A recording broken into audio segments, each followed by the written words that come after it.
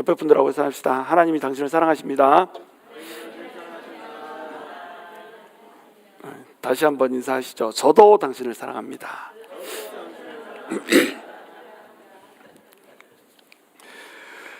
자, 오늘은 태초부터 너를 사랑했노라 라고 하는 제목으로 여러분과 함께 말씀 나누기 원합니다. 우리가 지난주에는 이 진노의 그릇과 긍휼의 그릇에 대해서 배웠어요. 지금 우리가 9장에서 하고자 하는 얘기는 뭡니까? 예정이에요. 하나님께서 우리를 태초 이전에 택정하셨다는 겁니다. 택하시고 우리를 예정하셨다는 거예요. 우리 하나님께서 뭐 공의로 막 일하다가 갑자기 신약에 와서 예수님을 보내주면서 작전을 공의에서 사랑으로 변경시킨 게 아니란 말이에요. 우리 하나님은 아예 세상을 창조하기 이전부터 우리를 마음에 품었고 우리를 그렸고 또 우리가 어떠한 죄악 가운데 있을지라도 우리를 택하셔서 끝까지 우리를 하나님의 영광 가운데로 이끌어가기로 이 작정을 하셨다는 겁니다. 이걸 예정이라고 그래요. 그래서 예정론을 보고 많은 사람들이 이것은 잔인한 법이다 막 이런 식으로 얘기한단 말이에요. 어떤 사람은 지옥 갈 사람, 어떤 사람은 천국 갈 사람은 미리 정해놓은 거 아니냐 막 이런 식으로 오해를 한단 말이죠. 근데 이것이 틀린 생각이라고 그랬죠. 예정이 되어 있지 않다면, 택정이 되어 있지 않다면 성도의 견인이라고 하는 개념도 없어지는 거예요. 우리 성도를 택정한 사람들을 반드시 하나님께서 인도하셔가지고 어떻게 해서든지 하나님의 영광 가운데로 천국 가운데로 이끌고 간다라고 하는 이 개념을 우리가 상상할 수 없는 겁니다. 예정이 없다면, 예정이 돼 있지 않다면요, 우리가 구원받았다고 하는 것도 왔다리 갔다리 그렇게 되는 거예요. 어제는 구원받은 것 같은데 오늘은 구원을 잃어버린 것 같이, 오늘 좀 잘 살고 성경 읽고 성경 말씀대로 살았는데 내일 그냥 성경 말씀대로 못 살고 무너져 버리면 어때요? 내일은 천국 못 갈 것 같다가 또 오늘은 그래도 기도하면서 잘 살았어. 그러면 내일은 또 천국 갈 것 같다가 이러면 구원이 아니죠. 구원은 왔다 갔다 하는 게 아니란 말이에요. 구원은 확실한 겁니다. 정해진 거란 말이에요. 여러분 다시 질문합니다. 오늘 죽으면 천국 갈 자신 있습니까? 별로 안 시원해. 별 자신이 없나 봐. 오늘 죽으면 천국 갈 자신 있습니까? 왜 자신이냐? 예정되어 있기 때문에 그렇다는 거예요. 예정을 우리가 인정하지 않으면요, 우리가 천국 갈 자신, 다시 얘기해서 구원의 확신이라는 것도 있을 수가 없는 겁니다. 왜냐하면 나의 의에, 나의 공력에, 나의 원함에, 나의 달림에 의존할 수밖에 없단 말이에요. 근데 아무것도 내 이 공력에 의존할 수 있는 것이 없고 그저 하나님께서 우리한테 택하신 대로 은혜를 베풀어 주신 것, 믿음으로 구원을 받게 해주신 것, 이거 하나 때문에 우리는 구원을 받을 수 있게 됐다라고 하는 것, 이것이 바로 예정이라고 하는 거예요. 그래서 진노의 그릇과 긍휼의 그릇에 대해서 얘기했죠. 어떤 사람은 진노의 그릇으로, 어떤 사람은 긍휼의 그릇으로 이렇게 만들어놨다고 해도 너희가 무슨 할 말이 있느냐. 토기장이가 그릇 하나를 만들 때 하나는 귀하게 만들고 하나는 이게 천하게 만들 권한이 없느냐 이렇게 물어본다고 그랬죠. 근데 그 토기장이가 그렇게 만들어놨다는 얘기를 하는 게 아니라고 그랬어요. 토기장이가 그렇게 한다고 하더라도 너네가 무슨 할 말이 있느냐. 토기장이신 우리 하나님한테 진흙이 할 말이 없다라고 하는 것을 그냥 얘기하는 겁니다. 주권자이고 전적인 자유자라고 하는 것을 그냥 얘기할 뿐이라는 거예요. 우리 하나님께서, 우리 사도 바울이 그 얘기를 통해서 하고자 했던 얘기는 뭐냐면, 하나님께서는 모든 인간들이 죄를 지어서 진노의 그릇이 됐는데, 긍휼의 그릇이 하나도 없고 다 물에 빠져서 죽게 된 진노의 그릇이 됐는데, 그 중에서 하나님께서 택정한 자들을 건졌다는 거예요. 그러니까 진노의 그릇을 뭘로 바꿔버렸다? 긍휼의 그릇으로 바꿔버렸다는 겁니다.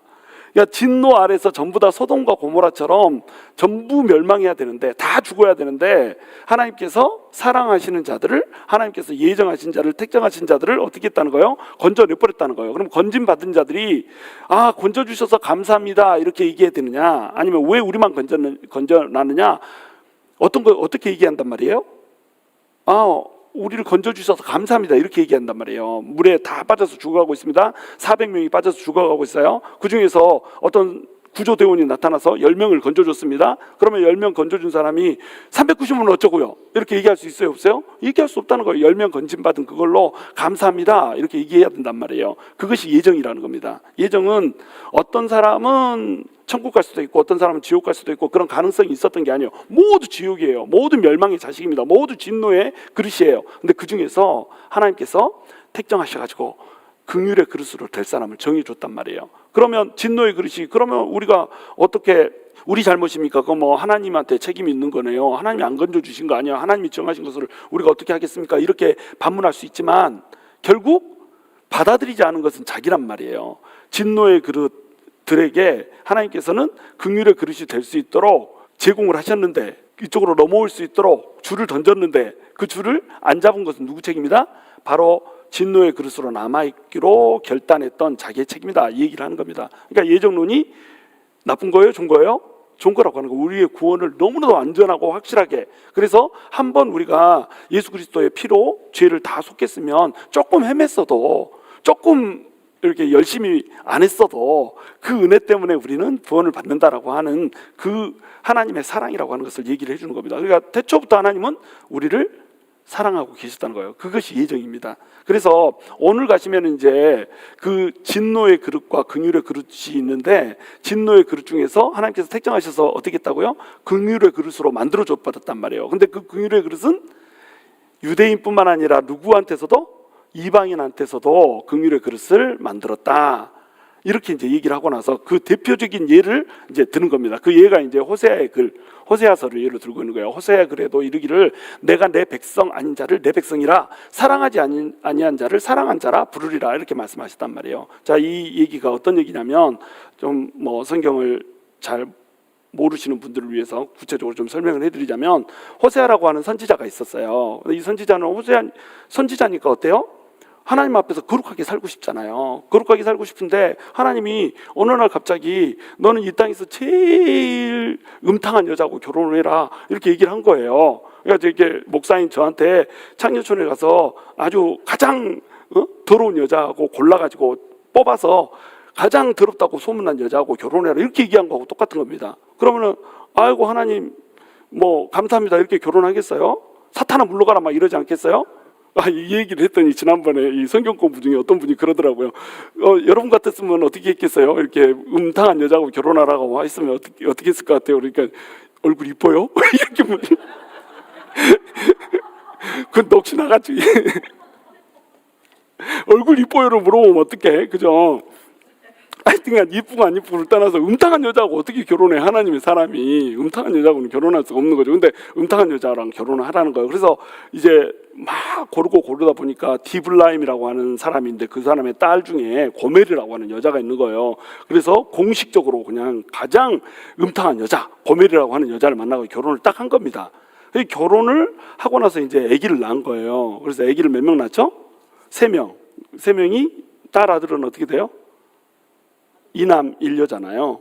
그렇죠? 이남 일녀를 낳죠. 이스루엘 하나 낳고, 그 다음에 두 번째가 로루하마. 세 번째는 아들이죠. 로암미. 이렇게 3명을 낳습니다. 그러니까 이 3명이 각자 이름이 굉장히 중요해요. 이스루엘이라고 하는 뜻은 무슨 뜻이냐면 이렇게 흩은다는 뜻입니다. 파종한다는 뜻이에요. 파종을 할 때도 이스루엘이라고 하는 단어를 써요. 이렇게 우리는 막 이렇게 모종에다 막 심어서 이렇게 하잖아요. 근데 거기는 뿌려버려요, 그냥. 근데 이 뿌린다라고 하는 것을 씨를 심는다 뭐 이런 개념으로 생각하지 않고 그냥 흩은다 이렇게 생각하면 어떻게 되겠어요? 여기저기다 막 흩어버린 겁니다. 이 하나님의 백성들이 너무너무 음탕하게 하나님을 벗어나서 우상을 숭배하고 사는 거예요. 그러니까 고멜은 누구를 상징하는 거예요? 하나님을 사랑해야 되는데 하나님을 사랑하지 않고 음탕하게 살고 있는 누구? 이스라엘 백성들을 얘기하는 거예요.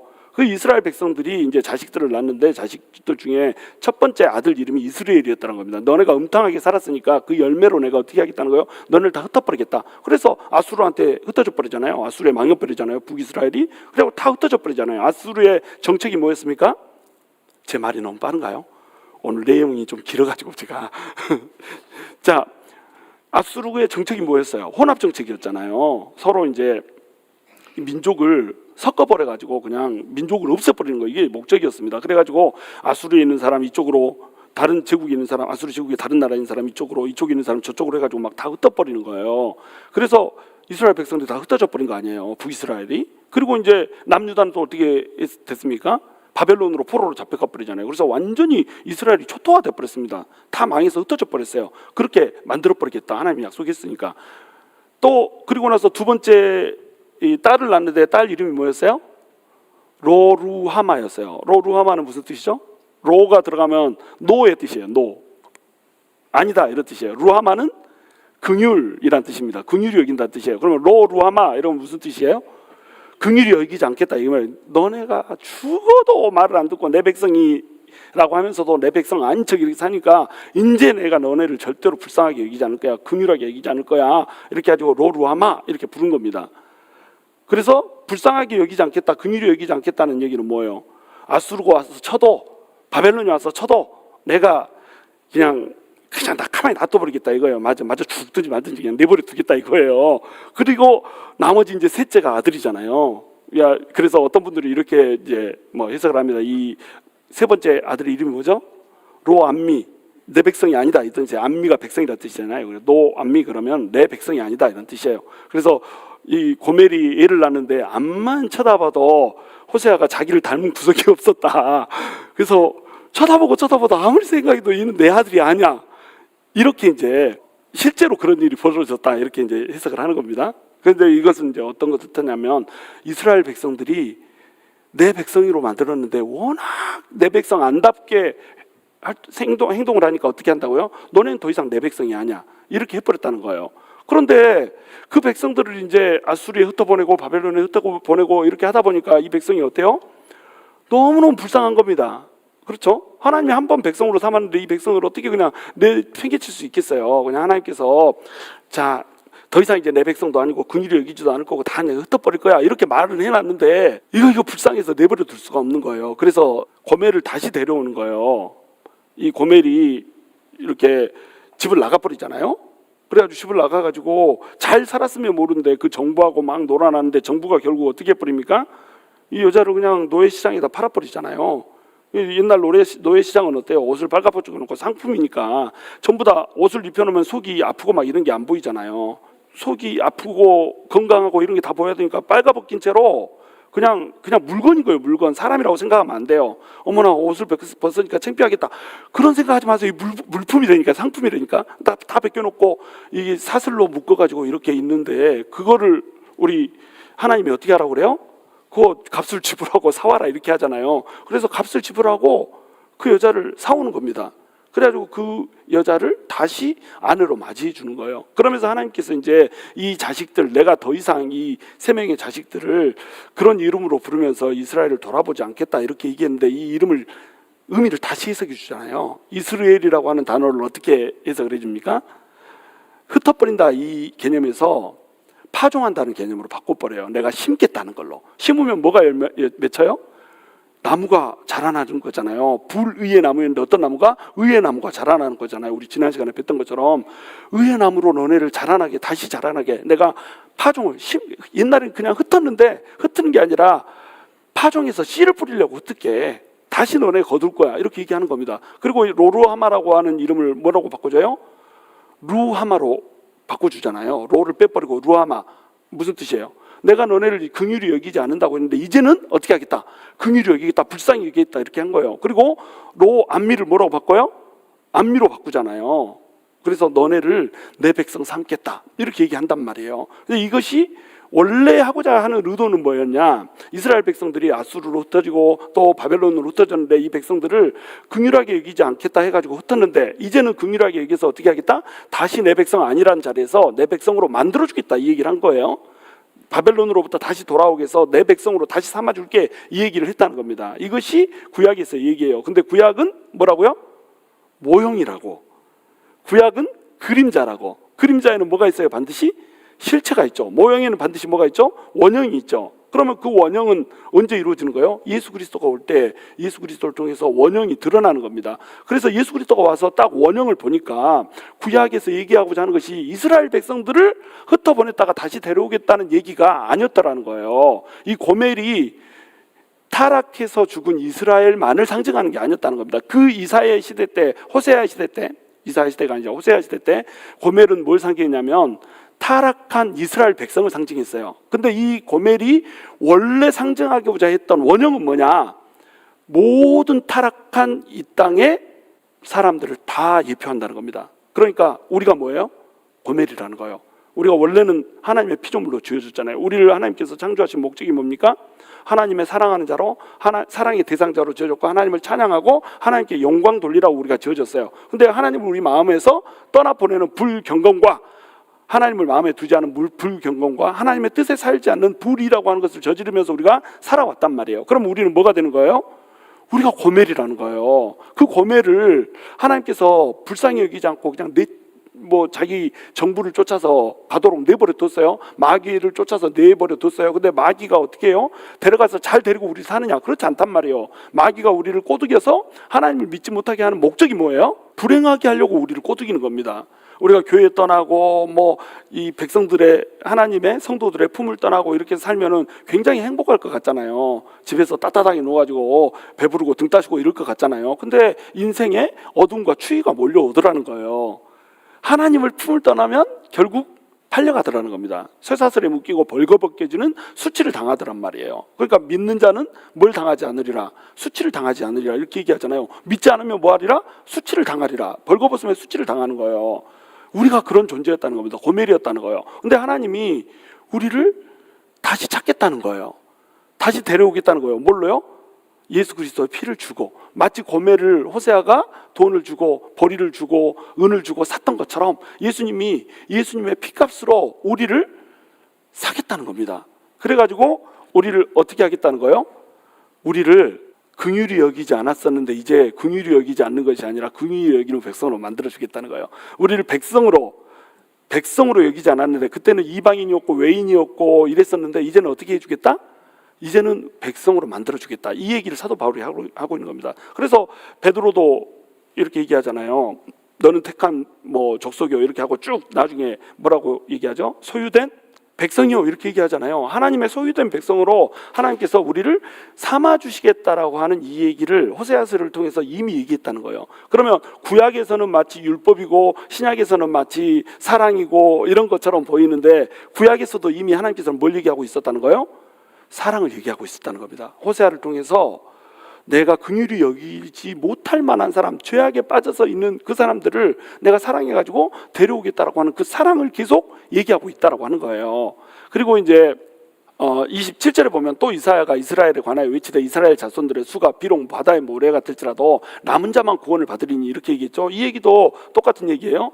이스라엘 백성들이 모래알처럼 많았습니다. 다윗이 세울 때 그 장정만 100만이고 막 이랬었잖아요. 근데 이 백성들이 어떻게 돼버렸어요? 아수르에 의해서 박살이 나고 그 다음에 바벨론의 포로로 잡혀갔단 말이에요. 자, 바벨론의 포로로 잡혀갔을 때 이스라엘 백성들은 모래알처럼 많았어요. 근데 이 모래알처럼 많은 백성들이 전부 다 갈갈이 찢겨지고 흩뿌려지고 막 이렇게 돼버렸단 말이에요. 그런데 하나님께서 어떻게 한다고요? 남은 자는 구원한다는 겁니다.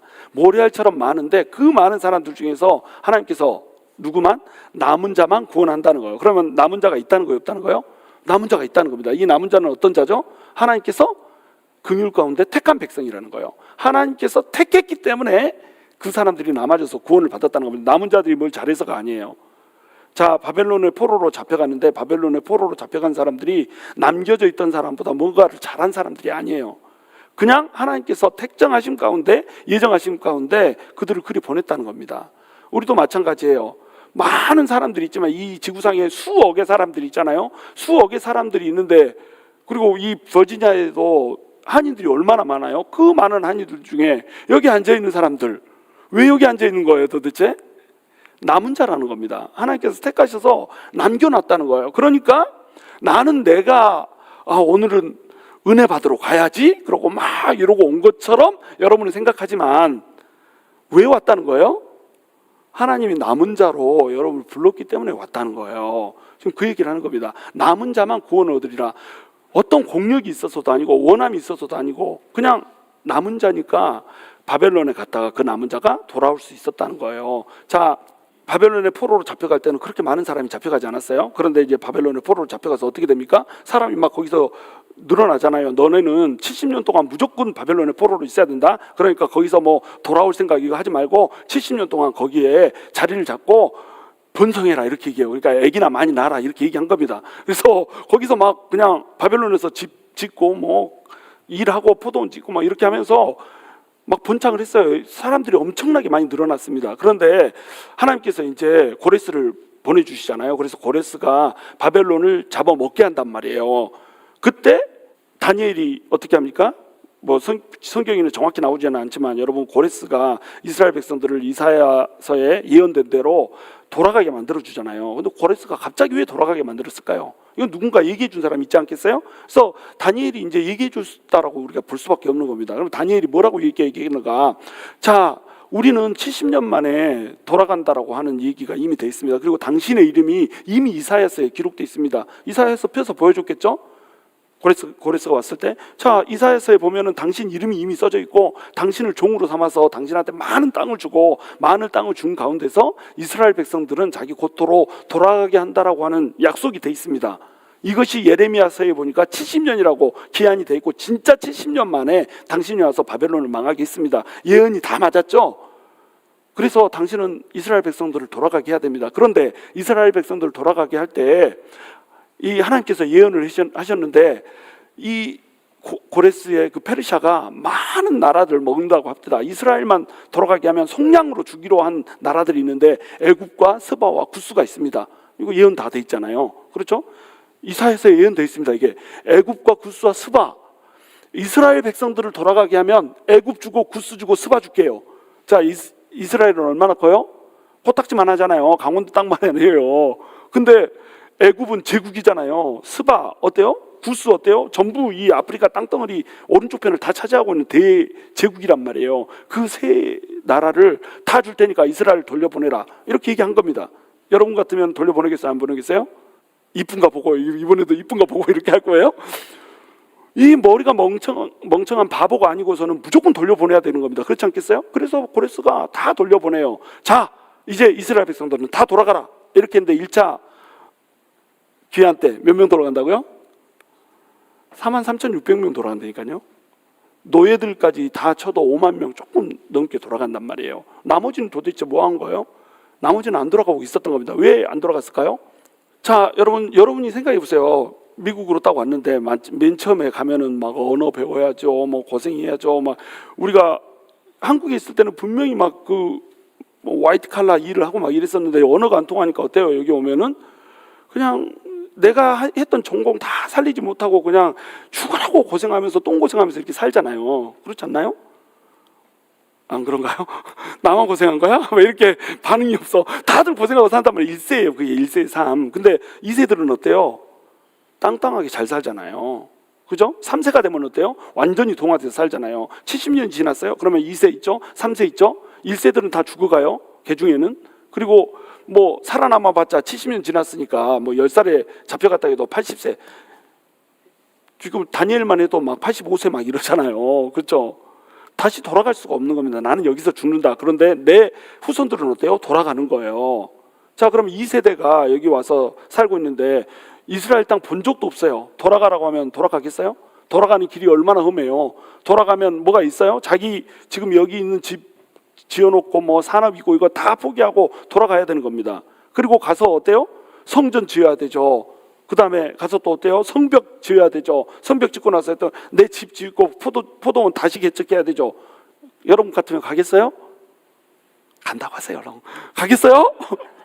가겠다고 해야 믿음이 좋은 건데 하여튼 가지 않는단 말이에요. 그래서 43,600명만 갔다는 겁니다. 뭐 2차 때는 말도 못하죠. 그죠? 1,700명 뭐 다들 안 갔어요. 부르심은 있었어요. 자, 돌아가라, 이게 뭐예요? 부르심이에요. 그런데 거기에 반응한 사람은 별로 없단 말이에요. 그러면 돌아간 사람들은 뭐에 지금 열정이 타 있는 겁니다? 타 있는 겁니까? 하나님의 나라에 대한 열정이 타 있는 겁니다. 그러면 그 하나님 나라에 대한 열정, 그것은 그 사람들이 잘났으니까 가진 걸까요? 아니면 은혜 때문에 가진 걸까요? 은혜 때문에 가진 거라는 겁니다. 그 사람들이 믿음이 좋았어요. 근데 그 믿음도 누가 줬다는 거예요? 하나님이 주셨다는 겁니다. 하나님이 주시지 않으면 우리의 공력도 아무 필요가 없다는 거예요.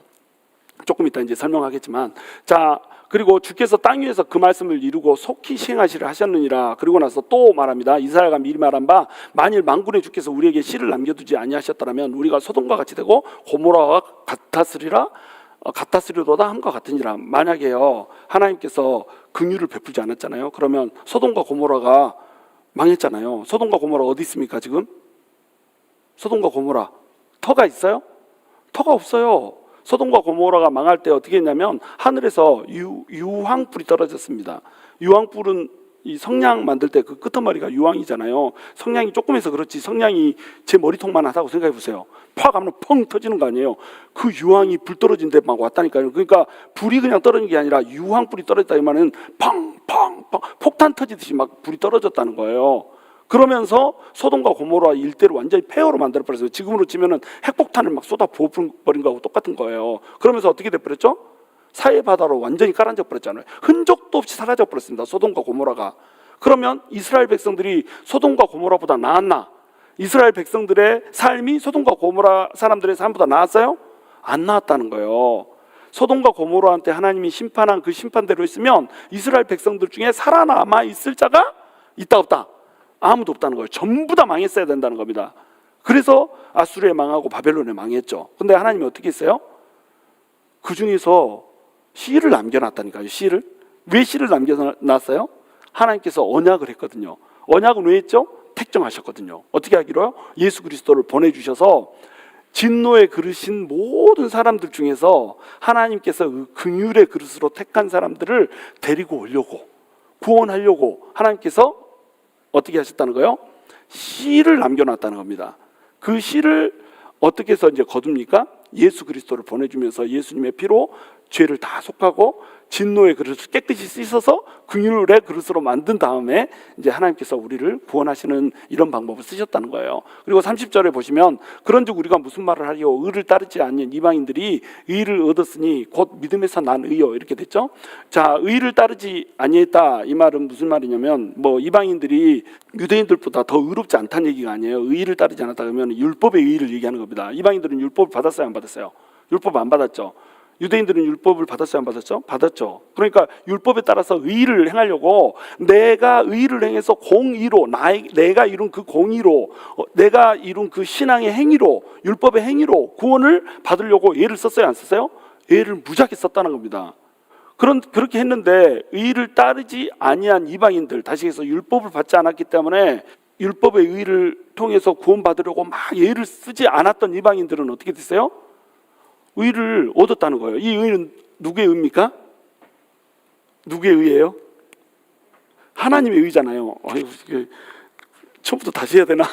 하나님의 의잖아요. 하나님의 의. 누가 하나님의 의죠? 예수 그리스도가 하나님의 의. 예수 그리스도를 우리한테 보내주심으로써 예수님의 의가 우리한테 전가되고 그 하나님의 의가 우리한테 베풀어줌으로 말미암아서 우리가 이방인인데 의를 쫓아서 율법대로 살려고 막 예를 쓴 것도 아닌데 율법대로 예를 안 썼기 때문에 어떻게 됐다는 거예요? 하나님의 의가 우리한테 들어버려가지고 오히려 우리가 의를 얻어버렸다는 말이에요. 그런데 의의 법을 따라간 이스라엘은 율법에 이르지 못했다, 이런 겁니다. 율법에 이르지 못했다 이 말은 율법의 요구에 이르지 못했다는 뜻이에요. 의롭게 살려고 막 노력을 했어요. 예술을 썼어요. 율법에 나온 대로 603개 조항들을 613개 조항들을 막 다 지키려고 애를 쓰면서 살았습니다. 그런데 그 이들을 다 지킬 수 있었어요, 없었어요? 없었다는 거죠. 그러면서 어떻게 돼버렸어요? 오히려 율법의 요구에 이르지 못하게 돼버렸다는 겁니다. 왜? 그들이 자기 실력으로 의롭게 될 수 있다라고 생각을 한 거예요. 그래서 믿음을 잡아야 되는데 믿음을 안 잡고 뭘 잡아버렸어요? 자기 율법의 행위를 잡아버렸다는 겁니다. 그러니까 그들은 오히려 의를 못 얻어버리고 누구는? 이방인들은 의를 얻어버렸다는 말이에요. 근데 이 의가 어디서 났다는 거예요? 믿음에서 난 의라는 겁니다. 근데 이 믿음도 누가 주시는 거다? 하나님이 주시는 거다. 이게 마치 믿음이 뭐하고 똑같냐면 용돈 같은 거예요. 자, 얘가 슈퍼마켓에 가가지고 돈을 내고 이제 딱 아이스크림을 사 먹습니다. 맛있다고 막 달달하게 막 빨아먹고 있어요. 자, 이 돈은 그 아이가 번 걸까요? 그 아빠가 번 걸까요? 아이가 뭐 앵벌이 가지고 벌었을까요? 그 아빠가 번 겁니다. 그렇죠? 그 돈은 누구 돈이에요? 아빠 돈인 거예요. 그러니까 아빠가 돈을 줬으니까 이 돈 가지고 돈을 지불하고 아이스크림을 사서 먹었어요. 구원이라고 하는 달콤한 아이스크림을 돈을 지불하고 사 먹었습니다. 근데 이 돈이 뭐예요? 믿음이라는 거예요. 용돈이. 그 돈은 누가 줬어요? 하나님이 줬다는 겁니다. 이게 택정의 개념이에요. 이게 예정의 개념입니다. 우리는 잘 선택해서 이렇게 가지고 믿는다고 생각하잖아요. 그렇게 생각하면 여러분 예수를 깊이 못 만난 겁니다. 무슨 얘기냐면 내가 이런 사람들 있잖아요. 왜 교회 가면서 내가 교회 가주는 사람들. 그래가지고 부부싸움 하면 남편들이 자주 써먹는 이 약이 뭐예요? 나 오늘 교회 안 가본다. 왜 이렇게 하잖아요. 말 안 들으면 교회 안 가불어? 막 이렇게 하면은 아내들이 어떻게 해요? 막, 왜 그래? 내가 미안해. 막 이렇게 속으로는 부글부글한데 막 교회 가자. 막 이렇게 하면서 잘못했다고, 잘못도 안 했는데 잘못했다고 하잖아요. 그러다가 한 5년 지나면 이제 성질 나가지고 안 갈란 말하나, 이놈 새끼야. 네 지옥까지, 나 지옥까지 막 이러면서 우리가 돌변하고 막 이렇게 하긴 하는데, 하여튼 어찌됐건 그 믿음이라고 하는 것이 마치 나한테서 난 것처럼 생각한다는 거예요. 그래서 내 공력으로, 믿음마저도 내 공력으로 내가 믿는 걸로 이렇게 생각한다는 겁니다. 근데 그거마저도 어때요? 하나님이 믿게 하셨다는 겁니다.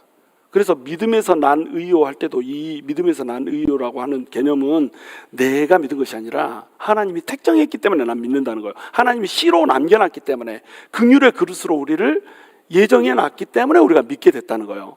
이 개념이 빠져버리면 어떤 개념이 없어져 버려요? 성도의 견인이라고 하는 개념이 없어져 버려요.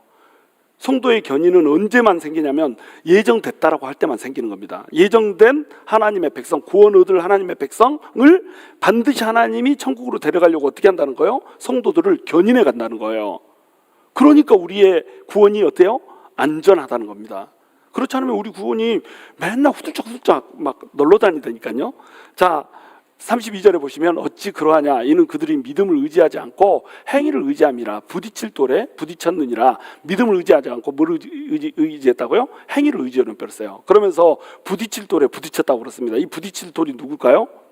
바로 예수님입니다. 여러분, 예수님은 부딪힐 돌이에요. 이게 뭐하고 똑같냐면, 자, 여러분이 절벽에 떨어지게 생겼습니다. 갑자기 발을 헛디뎌가지고 절벽에 떨어졌어요. 떨어지면서 운 좋게 나무 가지 하나를 잡은 거예요. 탁! 그래가지고 밑에를 내다보니까 밑에가 절벽이야. 여보세요. 계속 울려. 그렇게 낭떠러지예요. 그 낭떠러지에 걸리면 여러분 어떻게 해야 되겠어요? 살려주세요. 이렇게 할 거 아니에요. 그죠? 살려주세요. 그래 하나님을 막 찾습니다. 하나님 살려주세요. 막 이렇게 하나님 찾았단 말이에요. 근데 하나님이 이제 음성이 들려왔습니다. 그래, 내가 밑에다가 매트리스를 깔아놨다. 너를 살려주기로 내가 기도를 듣고 네 밑에다가 매트리스를 깔아놨다. 이렇게 얘기하는 거예요. 그래서 이제 손을 놔라. 이렇게 얘기합니다. 손을 놔라. 이 나무가 뭐예요? 이 나무가 율법 행위입니다. 이 나무를 붙잡고 내가 의롭게 행동하면, 내가 열심히 신앙생활하면, 내가 성경을 많이 읽고 내가 기도를 많이 하면, 내가 뭐 착한 일을 많이 해서 공덕을 쌓으면 나는 구원 얻을 거야, 이러고 이걸 붙들고 있단 말이에요. 근데 하나님 어떻게 해요? 그거 붙잡고 있으면 너는 그거 결국 죽는다. 그건 놔야지 살아. 이렇게 얘기하는 겁니다. 그런데 어떻게 해요? 이거를 안 놓고 이것 때문에 구원받는 줄 알고, 율법의 행위 때문에 구원받는 줄 알고 묶어버렸어. 자기 몸을.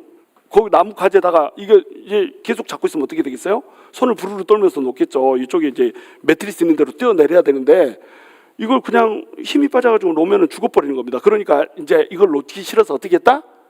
실로 내가 이렇게 들고 있던 밧줄로 나무에다 걸어서 묶어버렸어요. 그래서 힘 쫙 빼고 이렇게 있는 겁니다. 이걸 뭐라고 불러요? 율법주의라고 부르는 거예요. 율법주의에 빠져버리면요, 내가 무슨 행위가 있고 공력이 있고 막 이래가지고 내가 구원을 얻는 것처럼, 내가 이 뭔가 잘했기 때문에 하나님한테 내가 이쁘게 보일, 선하게 보일 만한 뭔 선한 것이 있고 의로운 것이 있기 때문에 구원받는 걸로 이렇게 착각을 해버린다는 거예요. 근데 하나님께서는 뭐라고 그래요? 그거 줄 풀고 줄 끊고 네 행위 의존하는 그 줄을 끊고, 율법주의의 줄을 끊고 어떻게 하라는 거예요? 믿음으로 네 몸을 던져, 이 얘기를 하는 겁니다. 이게 믿음이에요. 믿음이라고 하는 것은 하나님께서 구원해 주려고 놔둔 매트리스로 내 몸을 던지는 겁니다. 근데 우리가 어떻게 해요? 이걸 잡고 있어요. 그러니까 하나님께서는 분명히 부르셨죠. 야, 매트리스 깔아놔서 저쪽으로 몸을 던져. 이게 뭐예요? 부르심이에요. 부르심에 우리가 뭘 해야 되는 겁니까? 순종해야 되는 거예요.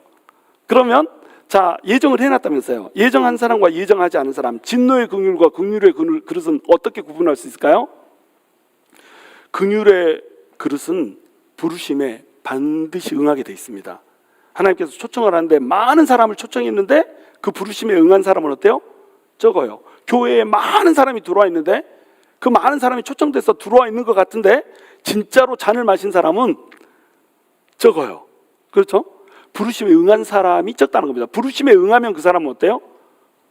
예정된 사람이라는 겁니다. 부르심에 응하지 않으면 그 사람은 예정되지 않은 사람이라는 거예요.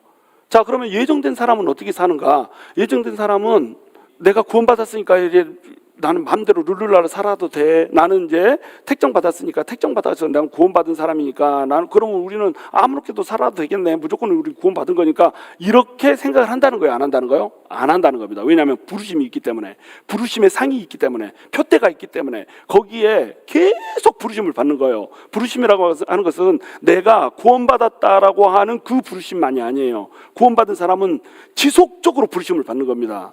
어떤 것으로 부르심을 받아요? 사명으로 부르심을 받는 거예요. 구원으로 부르심을 받았으면 그 다음에는 사명으로 부르심을 받는 거예요. 이것이 율법적 행위가 아니에요. 내가 부르심을 받았으니까 열심히 해보려야지, 이게 아니란 말이에요. 내 안에서 이 은혜라고 하는 것이 꽉 차버리면, 진짜로 이 부르심 때문에 내가 구원받았다라고 하는 이 감격이 넘쳐버리면요, 하는 것이 너무나도 감격스러운 겁니다. 그래서 사도 바울이 뭐라고 얘기해요? 내가 죄인 중에 괴수라서 내 예전에 살았던 행동을 보면 사도라 일컬음을 받기에 마땅하지 않다, 이렇게 얘기하잖아요. 그렇죠? 근데 사도 바울은 자기가 뭐라고 그래요? 사도라고 그러잖아요. 이방인들을 위해서 세워진 사도라고 그러는데, 사도라고 일컬음을 받기에 난 마땅하지가 않아. 내가 한 짓을 생각해봐. 스데반 돌로 쳐 죽일 때 내가 옷을 맡았던 자였지. 그리고 공문서까지 받아가지고 다메섹까지 올라가가지고 막 사람들을 죽이려고 했지. 내가 한 짓거리들 남녀노소 다 가릴 것이 옥에다 가둬놓고 막 죽이려고 했지. 예수를 핍박해도 이만저만 핍박한 사람이 아니야. 그래서 나를 죄인 중에 괴수라고 부르면서 동시에 어때요? 나는 사도라고 칭함을 받기에 마땅한 자가 아니라는 거예요. 근데 이런 자를 하나님이 긍휼 가운데서, 은혜 가운데서 불러줬다는 겁니다. 그러니까 이전에 죄인 중에 괴수처럼 살았던 내 삶이 하나님 앞에 너무 부끄러워서, 너무 민망해서, 그리고 그러한 민망하고 부끄러운 자를 은혜의 그릇으로, 긍휼의 그릇으로 불러준 이것이 너무 감격스러워서 내가 다른 사도들보다 어떻게 했다? 더 열심히 일했다, 이렇게 나와요. 이게 부르심을 받은 사람의 특징입니다. 부르심을 받은 사람은, 다른 사도들 예수님을 3년 공생이 반 동안 따라다녔었잖아요. 그런데 사도 바울은 자기는 핍박자로 있었잖아요. 다른 제자들 예수님 따라다니면서 같이 일하고 동고동락할 때 나는 핍박자로 있었단 말이에요. 그러면 나는 주님 앞에 설 만한 자격이 없는 사람이잖아요. 근데 그런 사람을 불러줬다는 겁니다. 그러니까 다른 사도들보다 내가 더 열심히 했다. 다른 사도들은 자매들 데리고 다니면서, 자기 와이프 데리고 다니면서 와이프까지 막 대접받고 또 일을 하면 그 사례를 받고 이랬지만, 사도 바울은 나는 사례도 받지 않고 자매도, 그러니까 결혼도 하지 않고 독신으로 살면서 내가 하나님한테 내 온 몸과 영과 혼을 다 헌신을 했다는 거예요. 왜요? 나한테 베풀어준 하나님의 은혜가 너무 족하다라는 겁니다. 그렇게 열심히 살아놓고 뭐라고 그래요? 나의 나된 것은 하나님의 은혜다. 나의 나된 것이라고 하는 게 뭡니까? 내가 구원받았다라고 하는 사실, 내가 구원받아서 내가 하나님의 자녀가 됐다라고 하는 사실, 이것이 나의 나된 것이에요. 근데 그 너머에 또 뭐가 있어요? 내가 지금 이렇게 뼈 빠지게 고생하면서, 태장에 맞으면서, 태형에 맞으면서, 난파되면서, 강의 위험과 신의 위험과 강도의 위험과 이런 위험들을 다 당하면서 이렇게 사는 것이 뭐라는 거예요? 내 공력이라고 그래요? 은혜라고 그래요? 은혜라고 그런 겁니다. 여러분, 하나님을 위해서 일하는 거예요. 아무나 할 수 없는 겁니다. 저도 그래요. 제가 예수님을 맨 처음에 믿었을 때, 저는 예수님 믿기 전에 예수님을 대적하던 사람이잖아요. 일부러 성경을 읽었어요. 저는 예수 믿기 전에도 성경 읽었어요. 그러니까 제가 지금 막 이렇게 성경 지식에 많은 부분이 예수 믿기 전에 성경 공부한 것들이 막 지식이 많아요. 적용을 잘못했을 뿐이지 성경 지식은 많았었습니다. 그래가지고 예수 믿으라고 오는 사람들을 전도하러 오면요, 막 제가 말씀으로 왜 성경이 틀릴 수밖에 없는지 이거 논리적으로 막 증명해주고 이랬다니까요. 그러면 나한테 전도하러 왔던 사람들이 논리에 깨져가지고 깨갱하고 다 돌아갔었어요. 논리에 저를 이긴 사람이 별로 없습니다. 물론 내가 팀에 해가지고 잘 이해를 못해가지고 그런 것도 있겠지만, 하여튼간 논리로 제가 지지를 않았어요, 믿는 사람들한테. 그런데 내가 이제 예수를 딱 믿고 나니까요, 그런 과거가 너무너무 이제 미안한 거예요. 하나님한테 민망한 거예요. 그래가지고 이제 교회 생활을 하는데, 막 저는 예수를 믿고 난 다음에 한 번도 내가 침륜에 빠진 적이 없습니다. 뭐 게으르게 뭘 하거나, 내가 뭐 교회에서 뭘 하라고 하는데 노를 하거나 이런 적도 없고요. 원망 불평해 본 적도 없고요. 이 교회는 왜 이래? 왜 이거는 없어? 막 이런 적도 없고, 목사님이 아무리 일을 많이 시키고 일했는데 이걸 다 뒤집어 엎어도요, 한 번도 목사님한테 내가 뭐 개긴 적도 없고요. 이거는 이렇습니다, 이런 적도 없고요. 뭐 한 1년 정도를 내가 토요일마다 날을 세고 주일학 예배를 준비했거든요. 만화를 그려가면서. 날 셌어요. 근데 날 세 가지고 이제 검사를 맡아요. 그 검사 맡을 때 토요일까지 다 준비를 해놨는데 토요일에 우리 그 담임 목사님이 이렇게 하면 안 되는데, 그리고 이걸 엎어버려요. 처음부터 다시 해야 돼. 아예 이것만 수정하세요 이러면 좋은데, 아예 이거는 방향이 틀렸으니까 다시 만드세요 이래버려요. 그러면 그날 날을 세야 되는 겁니다. 그리고 이제 새벽 기도로 못 가잖아요. 날을 셌으니까 잠깐 1시간이라도 붙여야 되니까 못 가면 전화 와요. 어떻게, 우리 이제 새벽 기도, 주일날 새벽 기도하고 청소하고 주일을 준비했거든요. 여러분처럼 이렇게 편하게 하지 않았어요. 새벽 5시에 가서 청소하고 집에 와서 잠깐 밥 먹고 다시 나가서 교회 하루 종일 있고 막 이랬어요. 그 어마어마한 교회에 있었죠. 근데 그렇게 딱 엎어버리고 날을 세고 그 다음 새벽 기도 못 갈 수도 있지 않겠어요? 여러분 그렇지 않아요? 저는 그런 걸로 전화 안 해요. 근데 우리 담임 목사님이 그런 걸로 전화했단 말이에요. 전화해가지고 막 깨우고, 막 안 깨우면 막 이렇게 가서 혼나고 막 이랬어요. 나이도 나랑 동갑인데 따지고 보면 내가 좀 더 많아. 내가 2월생이거든. 막 근데 막 나를 혼내고 막 이랬다니까요. 근데 제가요 한 번도 불평한 적이 없어요. 뭐 시험 든 적도 한 번도 없어요. 아, 그 방향이 더 좋겠네요 이러고 그렇게 했습니다. 그러니까 그렇게 예수를 믿는 순간부터 그렇게 믿었으니까 저는 딱 예수를 믿자 하고 결심한 순간부터 지금까지 흔들림 없이 그렇게 살아왔어요. 왜? 성경에 원망하지 말라, 불평하지 말라 나왔거든. 성경에 죽도록 추수하라 나왔거든. 말씀에 나온 대로 그냥 성경대로 막 이렇게. 그래서 뭐 교회에서 무슨 일을 하다가 뭐 삽자루를 부러뜨렸어요. 그러면은 그 삽을 물어주고 거기다 5분의 1 값을 더 더해주라. 뭐 구약에 이런 거 나오거든요. 저 그렇게 했어요. 삽값에다가 5분의 1 값 더해서 물어주고 막 이렇게 했다니까요. 율법대로 얼마나 막 말씀대로 살려고 애를 쓰고 노력했는지 알아요? 그러다 보니까 어떻게 생각이 드냐면, 모태신앙이라고 하는 사람들이 그렇게 이상합니다. 나는 아니 그렇게 뱃속에서부터 예수를 믿었다는데 어떻게 저렇게 밋밋할 수가 있어? 열정도 없고 사랑도 없고, 응? 그냥 너무너무 막 그냥 답답한 거예요. 그래서 하나님한테 내가 기도를 할 때 어떻게 기도했냐면, 하나님 저 예수를 그렇게 30년 40년 믿었다고 하면서도 아무것도 안 하는 저런 사람들 말고 나한테 뭐든지 시켜주십시오. 내가 목숨 걸고 다 하겠습니다. 이렇게 막 얘기를 했단 말이에요. 그런데 시간이 지나놓고 보니까 그것이 어마어마한 교만이었다라고 하는 걸 발견한 거예요. 자, 내가 그렇게 막 열심히 살고 하나님 앞에 내가 뭐 원망도 없이 불평도 없이, 그리고 성경에 나온 대로 이렇게 살려고 애를 쓰고 막 이런 것이 내가 잘나서였겠어요? 아니면 하나님의 은혜 때문에 그랬겠어요? 하나님의 은혜 때문이었다는 겁니다. 그래서 그걸 제가 몰랐던 거예요. 하나님의 은혜 때문에 내가 그렇게 열심히 살고 있다. 부르심에 열심이라고 하는 것도 포함되어 있고 하나님께서 나를 그렇게 빚었다고 하는 것을 내가 몰랐던 거예요. 그래서 내가 잘나서, 내가 다른 사람보다 특별해서 내가 그렇게 하는 걸로 이렇게 착각을 하고 살았단 말입니다. 근데 사도 바울이 말하는 걸 보니까 사도 바울이 어때요? 내가 사도라고 부름을 받기에, 칭함을 받기에 합당한 자가 아니고 부끄러운 자인데, 내가 하도 부끄럽고 내 자신을 볼 때 하나님 앞에 떳떳하지 못하기 때문에 뭐라도 좀 하나님한테 해드리려고 내 모든 정열을 바쳐서 이렇게 다른 사도들보다 훨씬 열심히 일했다. 그렇게 얘기해놓고 뭐라고 고백한다고요? 나의 나된 것은 주님의 은혜다. 이렇게 얘기를 해버린다는 겁니다. 그러니까 우리 주님께서는 우리를 부르시는데 그 부르심에 우리가 응하잖아요. 우리가 부르심에 응하면, 그 믿음대로 응하면 우리 주님은 우리에게 그 예정된 대로, 택정된 대로 우리에게 구원이라고 하는 것을 주고, 그 다음에 바쳐진 삶이라고 하는 거, 영광이라고 하는 것을 계속 주세요. 근데 거기 부르심에 우리가 응하지 않잖아요. 그러면 하나님은 우리한테 뭐가 된다? 걸리는 돌이 돼요. 걸리는 돌이 돼. 예를 들어서 내가 막 아픕니다. 몸이 막 아픈데 의사들도 막 어떻게 할 수 없는 병이에요. 그러면은 이 부르심은, 하나님이 이제 이런 음성을 들려줬다고 생각해 보세요. 너 이제 의사를 의존하지 않고 그냥 네가 먹던 약 끊고 나한테 와서 울부짖어라. 이렇게 부르심이 왔다고 생각해 보세요.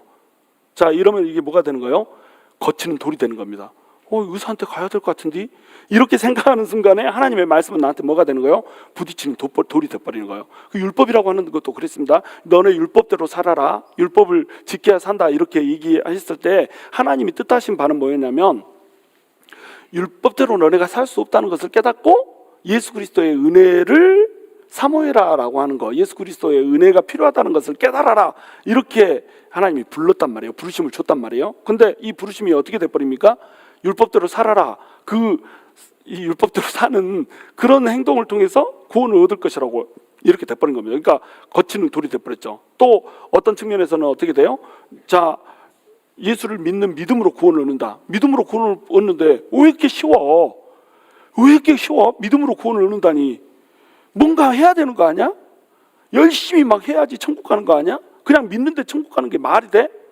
예수 그리스도의 피로 그냥 그 은혜로 아무것도 안 했는데 천국 가는 게 말이 돼? 뭐가 됐어요 지금? 거치는 돌이 돼버렸단 말이에요. 이렇게 된다는 겁니다. 근데 그 부르심에 응한 사람은 그래 나는 아무것도 할 수 없어. 은혜 아니면 나는 아무것도 할 수 없어. 이렇게 되면 어떻게 되겠어요? 열심히 하려고 하는 것을 포기해버리는 겁니다. 이걸 잡고 있을 힘이 없는 사람은 나뭇가지, 잡고 있을 힘이 없는 사람은 어떻게 되겠어요? 그래 내가 잡고 있을 힘이 없어. 내가 살라면은 매트리스에다가 내 몸을 던져야 되고 매트리에다가 몸을 던져버린다니까요. 안 잡고 있던 사람이 사는 겁니다. 그러니까 부르심이라고 하는 것은 뭐냐면 그 부르심에 순종하면 사는 거예요. 근데 순종하지 않으면 부르심이 뭐가 돼버려요? 도리어 거치는 돌이 돼버린다고 하는 겁니다. 거치는 반석이 돼서 거기에 떨어지면 죽어버리고 그 반석이 우리를 쳐버리면 우리가 깨져버리고 이렇게 된다고 하는 거예요. 이것이 예정이라고 하는 겁니다. 우리 주님께서 우리를 부르셨어요. 여러분 우리를 부르셨는데 우리가 이 부르심을 받고 우리가 행하는 모든 것, 우리 믿음으로 주님을 믿는 거, 은혜를 잡는 거, 이것도 뭐예요? 은혜예요. 그리고 또 우리가 열심히 일을 해서 막 하나님의 은혜에 보답하고 감격해가지고 막 이렇게 살려고 하는 거, 이것도 뭐예요? 이것도 은혜라는 겁니다. 아무나 그렇게 살 수 있는 게 아니라는 거예요. 아무나. 그 은혜를 깨달은 자만이 어떻게 살 수 있는 거예요? 그 은혜를 깨달은 자만이 온전히 부르심에 순종하면서 살 수 있는 겁니다. 사도 바울처럼 살 수 있는 거예요. 그러니까 은혜의 깊이, 우리가 깨달은 은혜의 깊이가 얼마나 되는가라고 하는 것이 뭘 결정해요? 우리의 삶을 결정하는 겁니다. 우리 주님이 막 부르시잖아요. 너네는 교회 와서 뭐 열심히 섬겨라. 생명샘 교회의 기둥이 되거라. 막 이렇게 부르셨단 말이에요. 자, 그래서 이것에 우리가 이 말씀에, 이 부르심에 순종을 하면은 이 말씀은 너무 쉬운 말씀이 되는 거예요. 그죠? 근데 이 부르심이 있는데 이제 생명샘이라 뭐나 막 이렇게 생명샘인지 무슨 사망샘인지 뭐 막 이렇게 하고 이렇게 부르심에 순종 안 하면 자, 생명샘에 너의 기둥 같은 존재가 되라라고 부르신 이 부르심은 뭐가 되는 거예요? 거치는 돌이 되는 겁니다. 그러니까 결국 우리가 이 부르심에 어떻게 응하는가라고 하는 것이 우리의 신앙의 질을 결정한다라고 하는 겁니다. 우리는 여러분 하나님께서 무슨 작전을 바꾼 게 아니에요. 하나님께서 갑자기 막 공의를 우리한테 요구하다가 우리에게 긍휼로 접근하겠다라고 작전을 변경한 게 아닙니다. 구약 시대에서부터 지금까지 하나님께서 우리에게 요구하시는 것은 공의가 아니었어요. 우리한테 요구하는 것은 뭐냐면 긍휼을 구하는 거였습니다. 하나님께서 우리에게 요구하는 것은 뭐였냐면 우리를 불쌍히 여겨주십시오 하고 하나님한테 나오는 것이었어요. 우리가 공의대로 했잖아요. 그래서 뭐 의롭게 한번 살아보겠다라고 결심해가지고 공의가 만약에 우리를 구원하는 잣대가 돼버렸잖아요. 그러면은 우리 중에 구원 얻을 사람은 하나도 없습니다. 전부 멸망이에요. 다 멸망이에요. 예정됐고 긍휼로 우리를 건지시기로 결정한 것이 하나님의 선택이기 때문에 우리 같은 자들이 구원받아서 지금 이 자리에 있는 겁니다. 여러분의 일상 삶에서도 마찬가지예요. 일상 삶에서 하나님께서 세일을 행한다고 얘기합니다. 우리 올해 주신 말씀이 세일을 행한다는 말씀이에요. 근데 이 세일에는 관심이 없고 뭐 백화점 세일에만 관심이 있고 이렇다고 생각을 해보세요. 자, 그러면 우리는 우리 힘을 의존해서 살려고 하는 것이 돼버린단 말이에요. 하나님이 세일을 행하신다라고 우리에게 약속을 주셨으면 우리는 어떻게 나가면 되냐면 세일을 행하실 하나님을 보면서 긍휼함을 구하고 나가면 되는 거예요. 우리가 뭔가를 하지 않았어도. 근데 우린 자꾸 뭔가를 하려고 하거든요. 뭔가를 해야지 하나님 앞에서 뭔가를 얻을 것으로 생각하거든요. 근데 뭔가를 우리 의지로 하는 것이 아니라 하나님의 그 태초 이전부터 나를 사랑했다라고 하는 것, 태초부터 너를 사랑했고 그 사랑이 우리 안에서 이루어지기 때문에 내가 부르심에 응해서 왔고 또 지금 사명을 감당하고 있다라고 하는 것을 이것을 깨달아버리잖아요. 그러면 내 행위 때문에 내가 일을 하려고 하는 것이 아니라 온전히 하나님의 은혜만이 나한테 꽉 차버린다니까요. 그냥 이건 하지 말라고 해도 하게 되고 하면서도 기쁘게 되고 하면서도 내 공력을 드러내지 않게 되고 하면서도 나는 아무것도 아닌 존재로 하나님 앞에 나아갈 수 있게 된다고 하는 겁니다. 이 은혜가 우리 안을 잠시 갈 수 있게 되기를 주님의 이름으로 축원합니다.